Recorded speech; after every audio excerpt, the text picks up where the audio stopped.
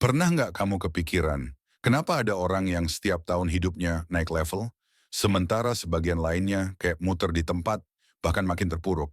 Padahal sama-sama hidup di era yang sama, akses informasi sama, peluang juga terbuka lebar. Bedanya seringkali bukan di uang, bukan di koneksi, tapi di satu hal yang jarang disadari, mentalitas.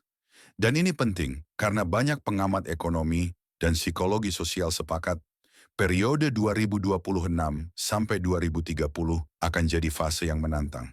Perubahan teknologi makin cepat, persaingan makin ketat, biaya hidup naik, dan yang nggak siap secara mental bakal tertinggal tanpa sadar. Video ini bukan untuk nakut-nakutin, tapi untuk ngebuka mata. Karena ada 7 mental berbahaya yang kalau masih kamu simpan sekarang, 5 tahun ke depan bisa jadi masa yang berat.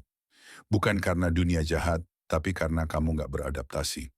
Dan ironisnya, sebagian besar orang bahkan nggak sadar kalau mental ini ada di dalam diri mereka.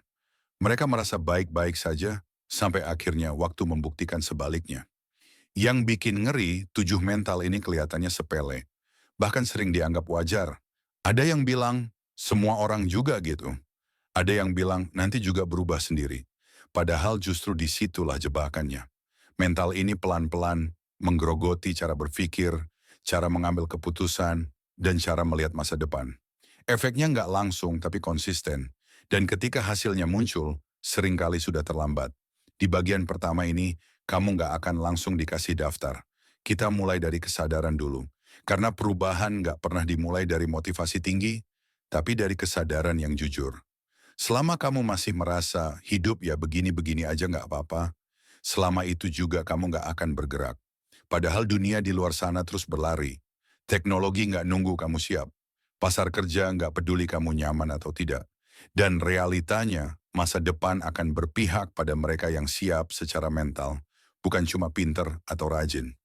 Tonton sampai akhir karena di bagian terakhir nanti, kamu nggak cuma tahu apa yang harus ditinggalkan, tapi juga arah mental baru yang bisa bikin hidupmu jauh lebih kuat menghadapi 2026 sampai 2030. Dan sekarang kita mulai dari mental pertama yang paling sering diremehkan, tapi dampaknya paling besar.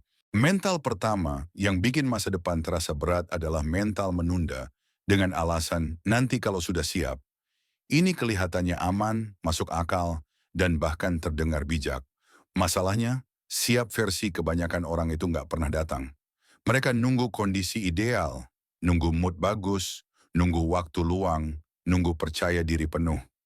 Padahal dunia nggak jalan pakai kalender kesiapan kita. Menunda bukan soal malas semata. Banyak orang rajin, sibuk, bahkan capek, tapi tetap menunda hal yang penting. Mereka kerja keras, tapi bukan pada hal yang benar. Yang ditunda biasanya hal yang berdampak jangka panjang. Belajar skill baru, memperbaiki keuangan, membangun jaringan, atau menjaga kesehatan mental. Karena hasilnya nggak instan, otak merasa itu nggak mendesak. Masalahnya, tahun 2026 sampai 2030 adalah periode di mana ketertinggalan kecil bisa berubah jadi jurang besar. Orang yang belajar hari ini mungkin belum kelihatan hasilnya sekarang. Tapi 5 tahun lagi selisihnya terasa jauh. Sementara yang terus menunda akan kaget sendiri. Kenapa hidupnya seperti mandek? Yang lebih berbahaya, mental menunda sering dibungkus dengan pembenaran. Aku masih muda, nanti juga ada kesempatan. Sekarang fokus yang lain dulu. Kalimat-kalimat ini terdengar tenang, tapi diam-diam bikin kita nyaman di zona aman. Dan zona aman itu kelihatannya tenang, tapi sebenarnya pelan-pelan mengecil. Perubahan besar jarang datang dari langkah besar. Biasanya dari langkah kecil yang konsisten. Tapi mental menunda mematikan konsistensi. Kamu jadi ahli merencanakan, tapi minim eksekusi. Akhirnya, yang bergerak adalah orang lain, bukan kamu. Kalau mental ini masih kamu pelihara, masa depan bukan cuma terasa berat, tapi juga penuh penyesalan. Bukan karena kamu nggak mampu, tapi karena kamu terlalu lama menunggu waktu yang nggak pernah datang. Dan di bagian berikutnya, kita akan bahas mental kedua yang sering bikin orang merasa korban keadaan. Padahal sebenarnya mereka punya lebih banyak kendali dari yang mereka kira. Mental kedua yang bikin hidup makin sulit adalah mental menyalahkan keadaan. Harga naik, ekonomi sulit, teknologi kejam, persaingan gak adil, sistem gak berpihak. Semua itu bisa benar, tapi masalahnya bukan pada faktanya, melainkan pada fokusnya. Saat seseorang terlalu sibuk menyalahkan keadaan, dia kehilangan energi untuk mencari solusi. Mental ini sering muncul tanpa disadari, bukan dalam bentuk teriakan marah, tapi dalam keluhan halus yang diulang setiap hari. Sekarang susah cari kerja, usaha kecil susah berkembang, orang sukses mah enak, modalnya besar. Kalimat-kalimat ini membentuk identitas sebagai korban, bukan sebagai pelaku. Padahal di periode 2026 sampai 2030, perubahan akan makin cepat. Profesi lama hilang, profesi baru muncul. Sistem memang keras, tapi selalu ada celah bagi yang mau beradaptasi. Masalahnya, mental menyalahkan keadaan bikin orang berhenti belajar. Karena merasa masalahnya di luar kendali, mereka merasa usaha pribadi percuma. Ini berbahaya karena otak kita akan mencari bukti untuk membenarkan keyakinan. Kalau kamu yakin dunia nggak adil, kamu akan fokus melihat ketidakadilan, bukan peluang. Akhirnya, peluang lewat di depan mata, tapi nggak kelihatan. Orang dengan mental ini sering berkata, aku realistis.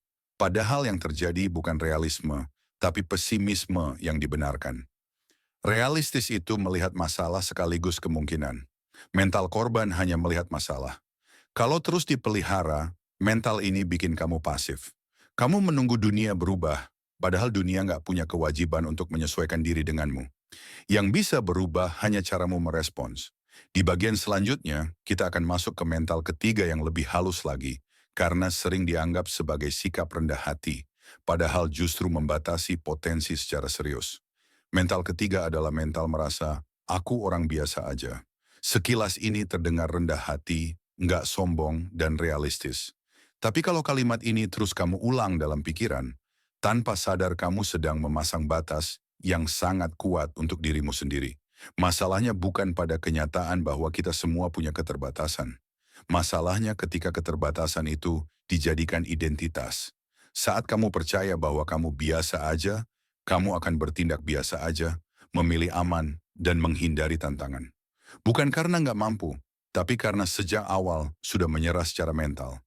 Di era perubahan cepat, kepercayaan diri bukan soal merasa paling hebat, tapi soal percaya bahwa kamu bisa belajar. Mental aku orang biasa aja sering membuat orang takut mencoba hal baru, karena takut gagal dan takut kelihatan bodoh. Padahal kegagalan adalah bagian dari proses adaptasi. Banyak orang hebat bukan lahir dengan kemampuan luar biasa, tapi dengan keberanian untuk tidak mengurung diri dalam label. Sementara yang terjebak di mental ini akan berkata, itu bukan buat aku, bahkan sebelum mencoba. Bahaya terbesarnya, mental ini terasa nyaman. Kamu nggak perlu bertarung, nggak perlu keluar zona aman, dan selalu punya alasan untuk tidak berkembang. Tapi 5 tahun ke depan, kenyamanan itu bisa berubah jadi penyesalan. Di bagian berikutnya, kita akan bahas mental keempat yang sering dianggap dewasa dan tenang, tapi diam-diam menggerogoti semangat hidup. Mental keempat adalah mental pasrah berlebihan.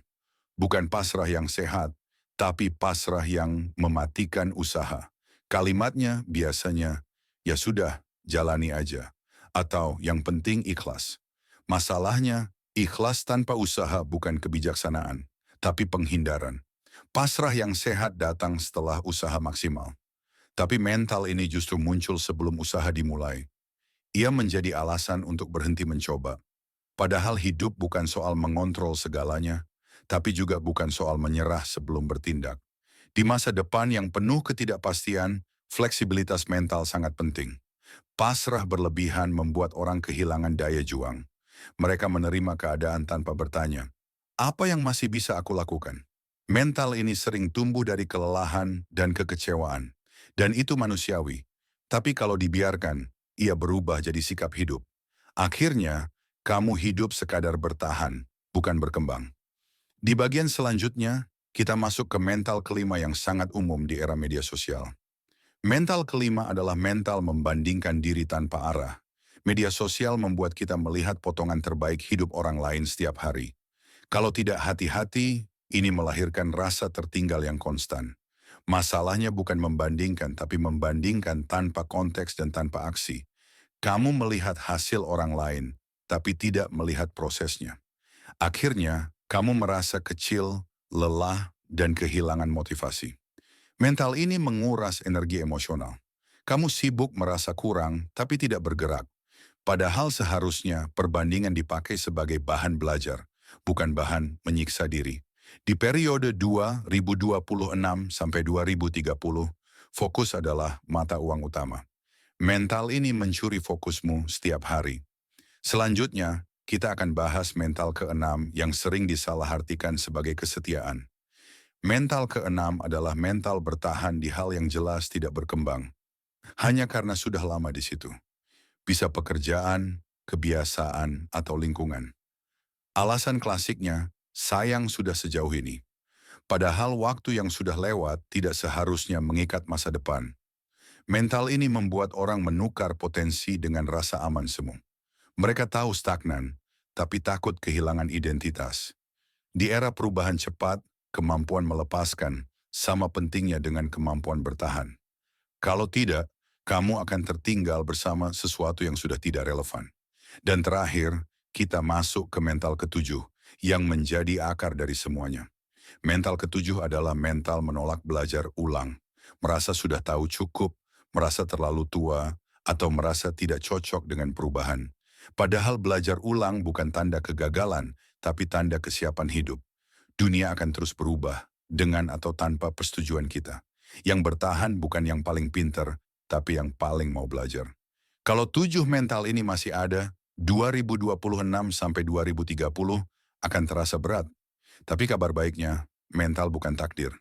Ia bisa dilatih, diubah, dan diarahkan. Mulai dari sadar, lalu bergerak sedikit demi sedikit. Masa depan yang lebih baik bukan tentang kecepatan, tapi tentang arah. Dan selama kamu mau mengubah cara berpikir hari ini, 5 tahun ke depan masih sangat bisa dimenangkan.